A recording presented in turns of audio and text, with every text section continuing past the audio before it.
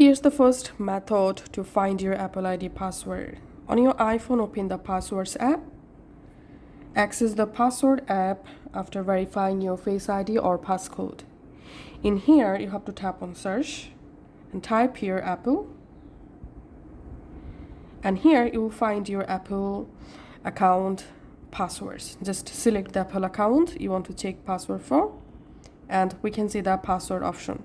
Just tap on this password and we can see my Apple ID password is now visible. Now let's see the second method.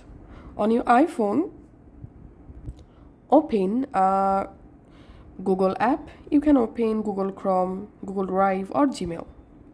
In here, you have to select the exact Google account in which Google account you saved your Apple ID password. So make sure to sign into the exact account. Then tap on Manage your Google account. In here, select Security and Sign In. In here, scroll down all the way to the bottom. Tap on Password Manager. And you directly jump into Google Password Manager. In here, you will find all your saved passwords, including your Apple ID. Just tap on Search Passwords and type here Apple. Then tap on apple.com